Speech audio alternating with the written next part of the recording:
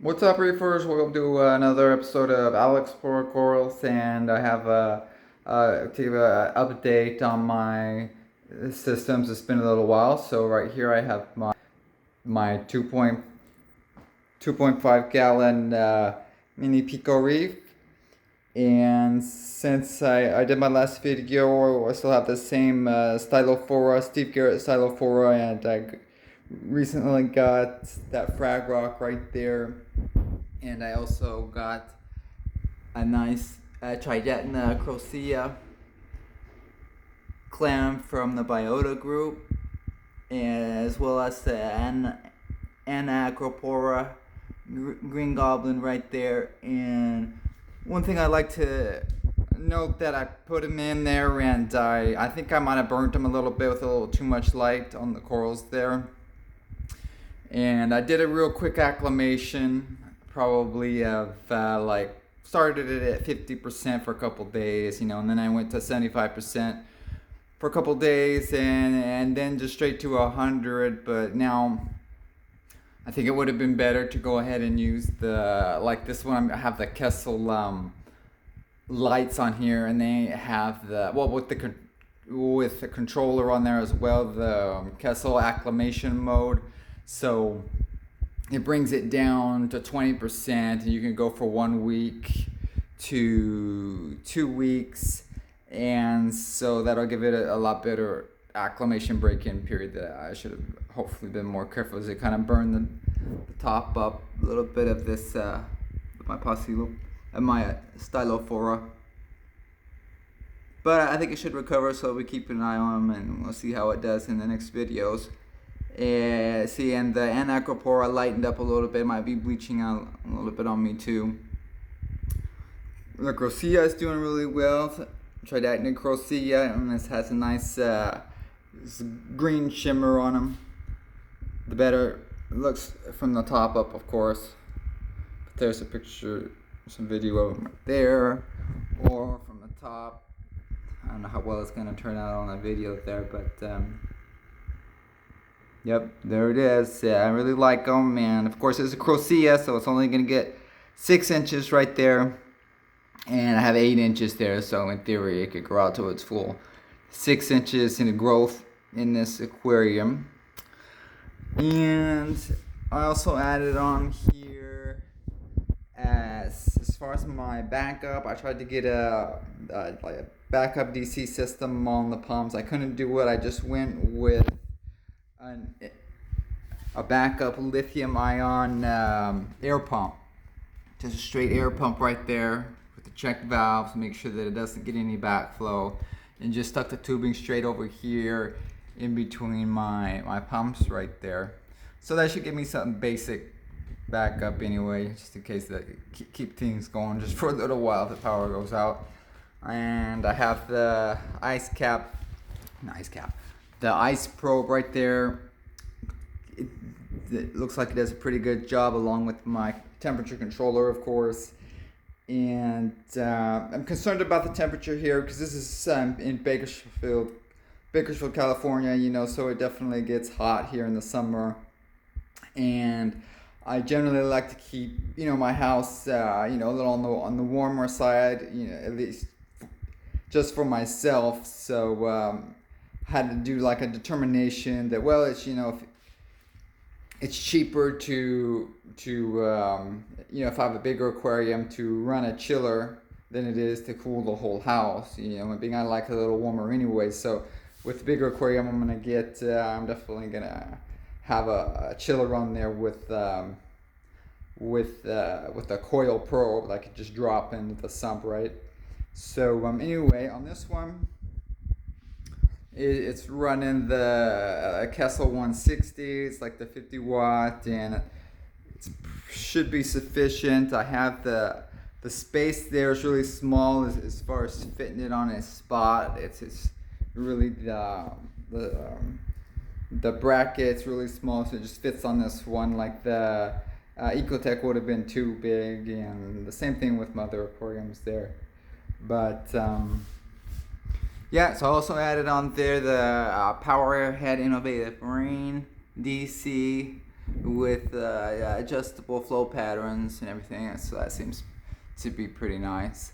And I also like to give an update on what my new system.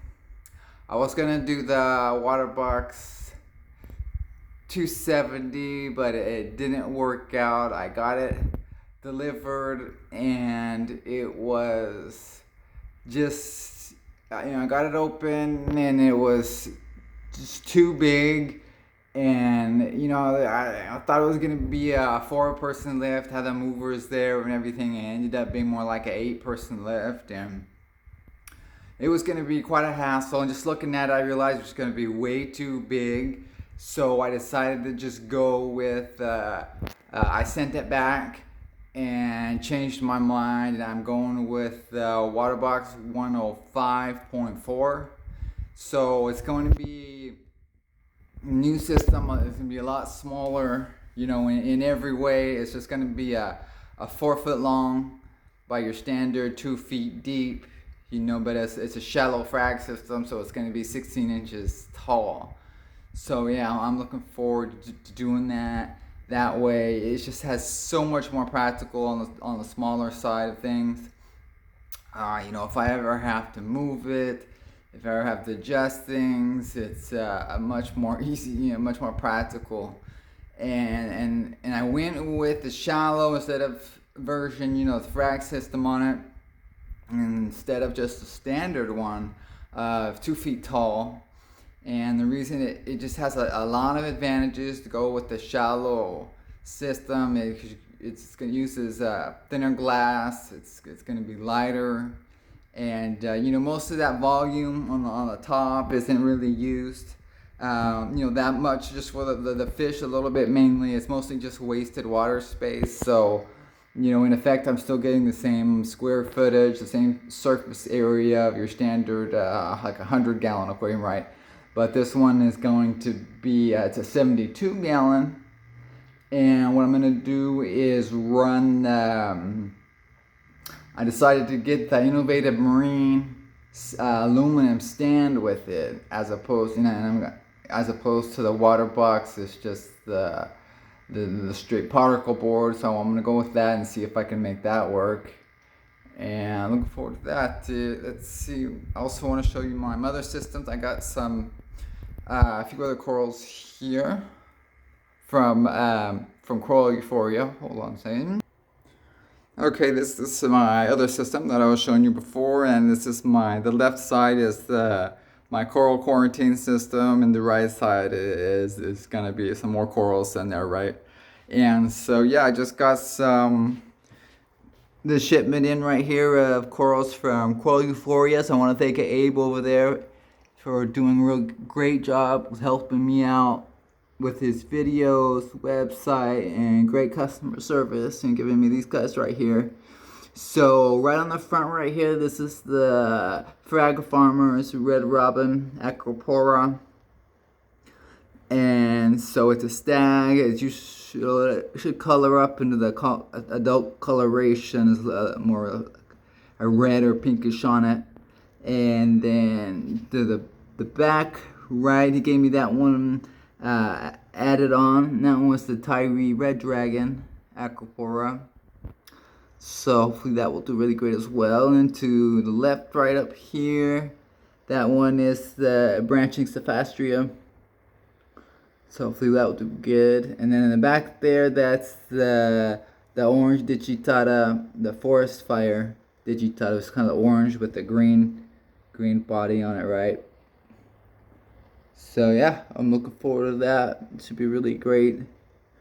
And I'll probably have him here in the quarantine system for about 2 months, and then I'll switch him over to, if my display is ready, or to the small leather, to that 3-gallon nano. See how that does. I also got these Frag Rocks I really like from their Ocean Wonder. And so yeah, really practical. I like the purple on them, and I just use them. There's going to be rocks. That's just I'm happy with that. It's my aquascape, right? I mean, if the corals grow good, that you're not gonna see the aquascape. All you're gonna see is the corals and some bases and stuff, right? So, um, I pretty much decided to go with that on my display aquarium as well. So I'll see how that turns out. Option B, though, I was gonna go with some real reef shelf rock, and kind of had the would have been more work though, because I'm gonna have to drill out all the holes or some of the holes myself, and I'll kind of get the same effect because I just like to be able to have my corals on the frag plugs and be able to move them around at will, yeah, as they grow or to adjust things and everything, right? And so on this one too, I also added in some innovative marine power heads, as well as the upgrade on the system. Pumps are also DC powered, adjustable pumps that are really nice, and should have plenty of flow for small polyp stony corals. So, and also went, like I had said, with Kessels on these. This is on my 3-gallon nanos, the 160, and this is the 360s or 360Xs, of course. And the same thing, I have them on the acclimation mode right now, and I was able to adjust them up. So I lifted this one straight up, to give less light at first, and I'll bring it back down later. And the same thing, I could have put some Ecotech Marines on here, but there's not as much space right here to work with on the back. So I really like these Kessels, how these braces on them are nice and small.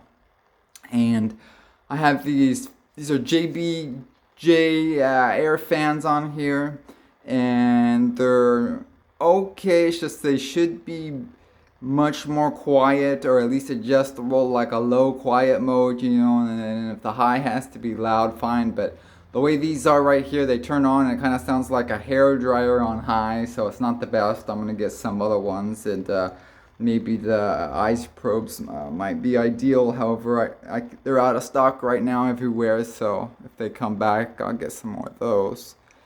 And let's see what else.